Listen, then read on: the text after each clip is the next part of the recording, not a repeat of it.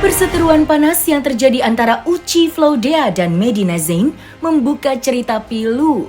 Hal itu diungkapkan oleh Uci Flaudea yang mengaku mendapatkan perlakuan buruk dari Medina. Lebih mengejutkan lagi, perlakuan buruk yang dilakukan oleh Medina saat ia sudah ditetapkan menjadi tersangka. Bagi Uci sendiri, apa yang dilakukan Medina terhadap dirinya bukan hanya sebatas perbuatannya yang menyebabkan Medina ditetapkan sebagai tersangka atas laporannya yang dibuatnya, tetapi juga masalah harga diri. Menurutnya, Medina telah menuduh dan mengancam dirinya. Perlakuan dari Medina membuat Uci sakit hati hingga sempat down. Lantas, apakah yang sebenarnya dilakukan Medina terhadap dirinya? Kasus saya ini kan sudah bukan hak saya lagi, bukan di tangan saya lagi, sudah di tangannya yang berwajib. Saya merasa ya udahlah, saya harus berkarir lagi, nyanyi lagi, dan saya merasa sudah yang kemarin saya lupakan semuanya. Dan saya merasa kemarin tuh kenapa kok saya nggak nyanyi gitu, karena saya memang shock. Dan saya tertekan, saya down, gimana nggak down ya, saya dihina-hinanya kayak gitu, dihina katanya saya nenek-nenek lah, keriput lah, padahal nggak ada yang keriput kan, saya masih kencang. Dibilang nenek-nenek, bawa tanah, udah waktunya berdoa aja, kita tahu sendiri kalau ngomong kan begitu Mbak MZ-nya itu. Terus udah gitu kan saya merasa down, ya udahlah nggak nyanyi, tapi kembali lagi.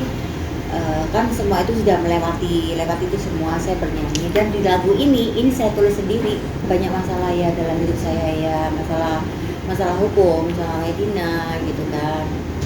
Saya merasa itu tertekan, merasa itu kayaknya nggak ada jalan, kayaknya itu setiap hari sedih, setiap hari gimana. Itu kemarin aku dihina sama Medina, bagaimana aku diteror dia setiap hari.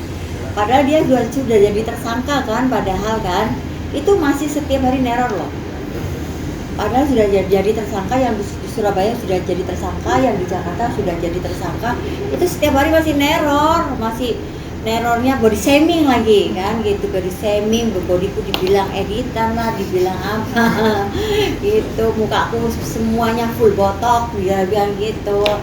Tapi ya sudahlah, saya maafin dia sih. Tanggal 30 ada sidang perdana, tapi kan ya waktu itu kan saya masih di Amerika gitu kan, lagian sidangnya masih online, jadi saya nggak bisa datang.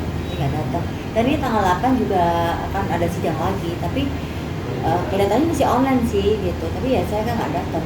Saya mintanya datangnya waktu saya harus datang aja sih. Kalau misalnya sebenarnya kemarin itu Medina harus didatangkan ke Surabaya untuk menjalani sidang, karena kan sidang ini sampai 2 bulan kan. Nah, kenapa kok Medina ternyata sekali aja ke Surabaya terus dibalikin lagi? Karena kan Medina ini kan kasusnya yang di Jakarta sudah naik semua, ada beberapa yang sudah naik. Jadi kalau dibawa ke Surabaya, dipinjam untuk jangka yang panjang, menurut mereka itu riskan gitu loh. Jadi ya sudah, kita online aja dulu gitu. Karena kan saya di Surabaya nggak pakai lawyer, Pramu. Jadi nggak pakai lawyer. Jadi nanti coba saya tanya kepada jaksanya bagaimana kapan jadwal saya untuk sidang, untuk dijadikan saksi itu, berserta saksi saya dengan saksi dari saya itu kapan nanti, kalau memang sudah ada jadwalnya, nanti teman-teman saya kasih tahu. Ya itu, sedangkan bel rumah bunyi ya, saya takut. Saya nggak pernah tinggal di rumah, saya selalu di Amerika, selalu di Dubai, selalu di mana, saya takut. Tahu nggak? Ada suatu ketika dia story saya itu dia capture, dia tambahin lagi ngetek dirjen imigrasi. Setiap kali saya mau keluar negeri, saya tuh takut, ada rasa ketakutan, takut saya dicekal. Padahal saya nggak salah apa-apa, parno sendiri kan saya. Itu kan berarti sudah kena psikis saya kan.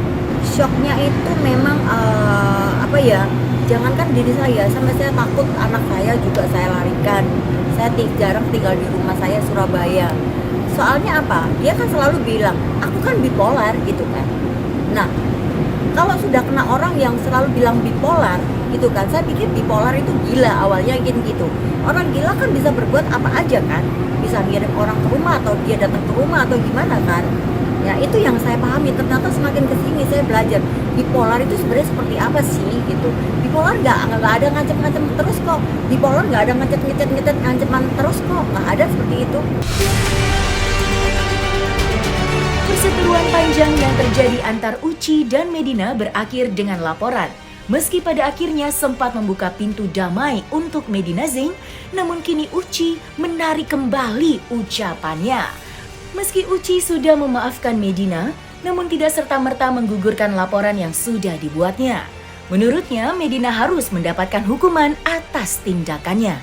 Ada beberapa hal yang membuat Uci akhirnya menutup pintu damai dengan Medina.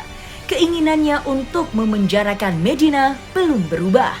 Lantas, apakah yang membuat Uci tidak mau berdamai dengan Medina? Responnya Pak Ade katanya dia mau damai. Tapi kan saya tetap ngomong, Pak Ade kan duitnya dong. Dia mau Kalau ngembaliin. nggak ada duit nggak usah ngomong. Terus penyidiknya bilang gini, Bu, dibayar separuh bagaimana? Nggak mau. Nggak ada uang ya nggak usah lah, terus aja. Masih ada Ada, komunikasi. tapi kemarin itu kan dia pakai pengacara di Surabaya, nggak tahu pengacaranya baru lagi. Udah gitu kan saya ngoceh-ngoceh di Instagram. Terus akhirnya followerku kasih nomor teleponnya pengacaranya itu. Masa kasus saya dibilang perdata dari mana? Dari Ancol. Ya itu terserah dia kan, makanya saya telepon dia langsung kan. Pak Ade, kalau misalnya nerima klien, ya kan dibaca dulu, ya dipahami dulu, jangan asal ngomong. Iya, nanti itu ya Polrestabes, ya kan, penyidiknya nanya semua itu kalau kayak gitu caranya. Iya kan? Utang dari mana? Enak aja ambil perdatanya. Ini perlindungan konsumen dan penipuan. Ingat, 6 tahun yang perlindungan konsumen. Ya, itu tadi yang saya bilang, karena kan kasusnya Medina yang di Jakarta kan sudah dua orang naik. Jadi kalau dibawa ke Surabaya, untuk dipinjam ke Surabaya itu kan riskan gitu loh. Jadi si Pak Ade itu nggak gagal fokus. Jadi makanya dia bilang perdata. Gitu. Dari Kak Uci Kemarin udah nggak apa-apa. si Pak D yang baru, lawyer yang baru dari Medina, nggak tahu namanya siapa sih, yang manggilnya Pak D. Pergi ke mana, ke Polrestabes. Dia bilang mau ngembaliin uang gitu loh. Dia mau damai. Kan dari awal saya mau damai kan, iya kan? Balikin uang saya, balikin nama baik saya. Nama baik saya nih, nama baik yang dia katanya berpuluh-puluh kali transaksi sama saya itu loh. Buktiin di mana? Orang sekali kena tipu kok. Sekali kena tipu. Mana ada orang berkali-kali mau ditipu berkali-kali, kan nggak ada juga. Dia tuh kena batunya Medina itu. Jual tas sama orang yang tahu tas, yang punya tas, ya kan? Kena batunya. Dan kalau saya ditipu uang sekian, nggak ada masalah sebenarnya. Tapi jangan menghina-hina saya. Saya ini punya harga diri loh. Ya makanya itu saya kejar terus sama kenapa. 1,3 miliar. Bukan uangnya sebenarnya. Karena mulutnya dia itu loh. Tahu kan mulutnya kayak gitu kan? Mau aku tunjukin ini. Dia kalau ngoceh, katanya dia bilang, nenek, gaya aja, ikut gaya gue. Dari mana? Baju saya aja merek semua mahal. Itu barangnya palsu semua. Tapi kan nggak di saya. Ini Pak De juga itu ngomongnya ngawur itu Pak De itu. Pak De ya ngomong jangan ngawur. Katanya tasnya ada di saya. Mana? Orang tasnya sudah bikin LP bulan 9. Kejadian bulan 8, ya kan?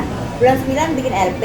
Setelah beberapa hari kemudian, tas ini semua saya fotoin satu. Sudah gitu saya kirim ke Polrestabes Surabaya. Dia mau nagih ke saya. Tanya aja ke polisi, sekarang barangnya ada di Kejaksaan. Ambil aja. Dia kalau ngoceh, katanya dia bilang, nenek, gaya aja, ikut gaya gue. Dari mana? Baju saya aja merek semua mahal. Awalnya kan saya disomasi tuh, suruh buktiin. Saya sendiri juga nggak mau dong mengklaim barang dia palsu karena belum ada bukti dari Hermes, ya kan? Saya cuma dari awal mengatakan bahwa barang ini tidak sama dengan barang-barang saya, ya kan? Itu saya dilaporin dia loh di Surabaya. Saya di PAP 5 jam. Terus udah gitu, karena saya disomasi sama dia, mau nggak mau bikin laporan polisi dong, nggak mungkin dong saya ngecek tas itu sendiri ke Hermes. Pada waktu itu kan COVID lagi tinggi-tingginya.